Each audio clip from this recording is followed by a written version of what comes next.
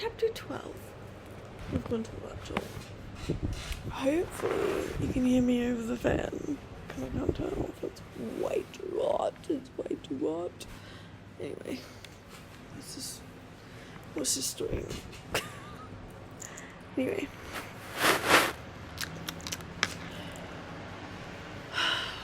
Rowan was crawling with his eyes shut tight. He had found that this was better than facing the sighing blackness ahead. His hands were bleeding, grazed and cut by the rock. His legs ached with weariness. He could hear Strong John pulling himself along behind, groaning with the effort as he struggled against the walls that pressed against his broad shoulders. They had stopped speaking long ago. The passage had circled and turned back on itself many times. They crawled and rested, in a nightmarish pattern that repeated itself over and over again. Twice they had fallen asleep and woken in the darkness, crying out to each other in panic. Now they did not know how long they had been in the tunnel. They did not know whether it was day or night. All they knew was that they were climbing, upwards, always upwards. 7 hearts the journey make, 7 ways the hearts will break. Sheba's words spun around in Rowan's exhausted brain. The mountain had struck 5 times. In 5 different ways, 5 brave hearts had been forced to retreat in shame from their quest. Ellis, Brondon, Val, Alun, Marley, all gone. Now only he and John remained, the last 2 hearts for the mountain to break. The tunnel narrowed and he reached yet another turning. With despair he heard the scraping of Strong John's boots and clothes against the rock, the struggling gasps as John heaved himself forward and then lay still. John's every move was hampered by the tunnel walls that gripped him. In all this time he had not been able to reach his flask or Rowan's to drink. He was nearing exhaustion, and so was Rowan. If they should come upon a blockage, a fallen rock, anything, they were doomed. Rowan knew that he would not have the strength to move it, and John was tightly wedged behind him. Panic rose in him, as it had so many times since this terrible journey began. He screwed up his eyes more tightly and breathed deeply. He had discovered that this helped. Star helped, too. Rowan crawled on around the bend, thinking of Star, the most peaceful and loving thing he knew. He imagined himself walking beside her to the bookshop pool in the evening, his hand on her mane, the cool breeze blowing in his face. The fear died in him. The picture in his mind grew stronger. Now he could almost see the bookshop pool and Star bending her head to drink. He could almost smell the trodden grass, the blossom from the orchard. And he could almost feel the cool breeze on his face. He smiled in the darkness. It was extraordinary. He could feel that breeze just as if... Rowan's eyes flew open.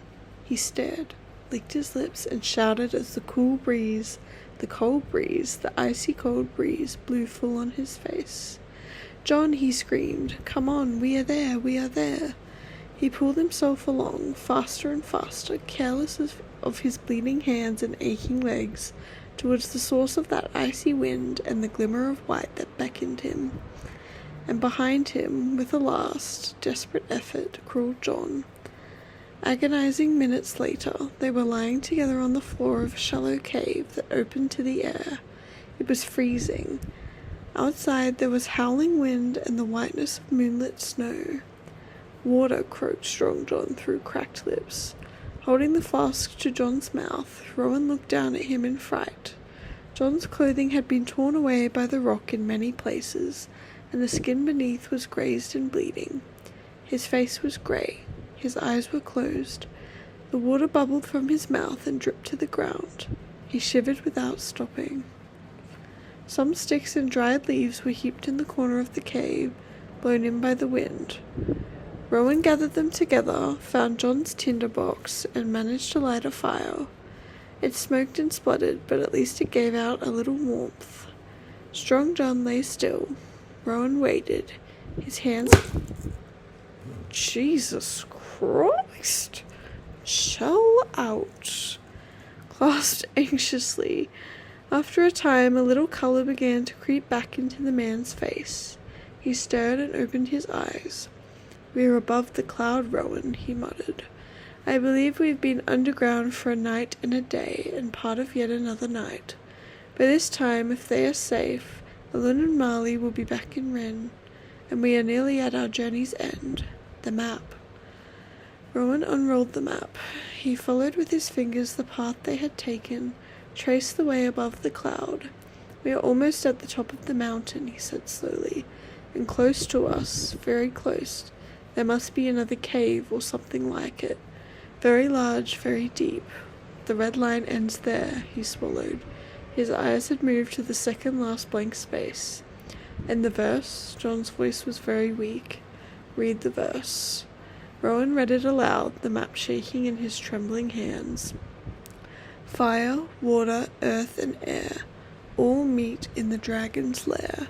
6 brave hearts have failed the test, 1 continues in the quest. Remember well the words you know, when on to find your fate you go." "So," said John, and closed his eyes again. "Bravest heart will carry on." "But John, the verse does not speak truly," cried Rowan. "There are 2 of us, 2. John moistened his lips with his tongue. "No, Rowan, I am finished. You must leave me here, and at dawn go on alone, as Sheba foretold." He turned his head away. "When sleep is death and hope is gone." The fire gave a final flicker and went out. "Sleep is death." "John!" Rowan screamed in terror. He shook John's shoulder savagely so that the big man stirred and groaned. "John, do not go to sleep. It is too cold. You are too weak. You will freeze. You will die. John, get up." John did not move. Rowan sobbed, beating at the ground. "John, I cannot go on alone. You know I cannot. Sheba did not foretell this. Sheba said the bravest heart would carry on. That is what she said. And I am not the bravest heart. I fear everything, everything." John's pale lips curved. "Yes, Skinny Rabbit, so you do," he murmured. "Fearing you climbed the mountain, fearing you faced its dangers, and fearing you went on. That is real bravery, Rowan. Only fools do not fear. Sheba knew that. Sheba knew everything all along." Rowan stared, and slowly an icy calm settled on him. He knew what he must do. "Sleep now," he whispered. "I will look after you." Rowan crept to the entrance of the cave. He took off his jacket and wrapped it around his hands. Then he plunged them into the snow and began to build a wall of snow up around the entrance, filling the gaping space till only a small hole was left for the wind to penetrate. It took a long time, and despite the jacket, his hands were throbbing with cold when at last he was satisfied. Strong John lay curled up by the ashes of the fire. It was already warmer in the cave, but still not warm enough for safety. Rowan pulled on his jacket, staggering now with weariness. He collected some stones and put them in the ashes, then laid over them the 2 torches he and John had carried through the mountain. He lit the torches and watched them flare up, then settled down to burn slowly. He lay down beside John, cuddling close and warming him with his body. The torches would heat the air. They would heat the stones. The stones would hold the heat after the fire had died. And hope is gone. No, the verse had reckoned without him. He still had heart and hope. Now with luck, the dawn would find both him and John alive. Then they would see. Rowan closed his eyes at last and slept. His sleep was deep and dreamless, and when he woke he thought at first no time had passed. But then he saw the pale light that streamed into the cave through the hole in the snow wall, and became aware of the silence. It was dawn and the wind had dropped. Rowan sat up and with beating heart peered at John. He was warm and breathing. Gently Rowan shook his shoulder. "John," he whispered. "John, wake up. It is morning and we must go together." They pushed their way through the snow, Strong John leaning on Rowan's shoulder. The boots sank into the soft whiteness as they walked, squeaking and crunching it into holes that shone icy blue. The tracks of animals that had hunted for food in the night crisscrossed their path, but the animals themselves were not to be seen. Once Rowan thought he saw a sharp nose twitching in a burrow, but in the blink of an eye whatever it was had disappeared. Thick cloud floated around them. Above them it cleared to a light haze, and through it they could see the sky. It was a clear, pale pink. A fine day in Rin, thought Rowan, glancing behind him though he knew he could see nothing. Rin was somewhere there below, but the cloud hid it from view. He felt John's compass in his pocket, the map in his belt. With these I will find the way back, he promised himself. However long it takes, I will bring Strong John back to Rin. I will see Mother again, and Star, in the bookshop hall in the dawn. I will. He faced ahead and squinted into the cloud, trying to see. John was struggling beside him, his breath coming hard and fast. Now he was leaning more heavily on Rowan's shoulder, but still he moved on without complaint. Rowan was filled with pity for his suffering and wonder at his courage. "All well, John?" he asked, as cheerfully as he could. Nearly there now, and was struck by a sudden memory, an echo of Strong John's voice, saying those very words to him, in just the same way on that first morning, as they walked away from Rin.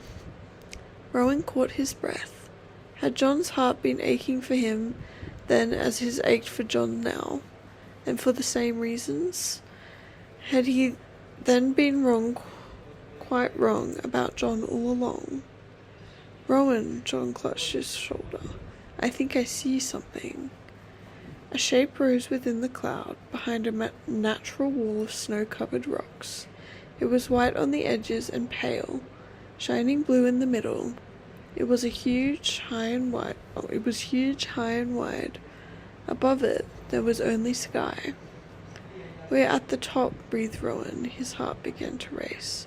But slowly they moved closer, and as they did so, they understood. The whole tip of the mountain was hollow, making a vast cavern of rock, snow, and ice. The cavern's walls soared to the heavens, flashing in the rising sun like white fire. Fire and water, earth and air. A thick carpet of powdery snow covered the ground from its entrance to the wall of rock where they stood. Rowan stared. There was no sound. No tracks marked that flat carpet of snow. Nothing at all had crossed this place for a day at least, perhaps many days. He helped John over the rocks, and they walked to the cavern entrance and cautiously peered inside. White. Nothing but blinding white and shadowy blue. Huge icicles fringed the entrance and the roof. Weird ice shapes covered the walls, rose from the floor, and everywhere there was snow. Their eyes dazzled. They moved forward, blinking, climbing over the ridges and drifts that covered the floor, gazing in wonder. Rowan turned to John to speak, saw his face change, the look of horror, and then the ground erupted beneath their feet. Snow scattered and a mighty tail lashed, hurling Rowan onto his back, throwing Strong John crashing to the wall, and Rowan, screaming, watched as the back of the cave came to life, opened its blood-red eyes and lunged for him, shaking snow and ice from its shining white scales, baring its dripping teeth. Huge, ancient, terrible, the dragon of the mountain. Ooh, we're at 90%. It's gonna almost be over. Like, is this the climax? Like, is this like, this has to be. We will see.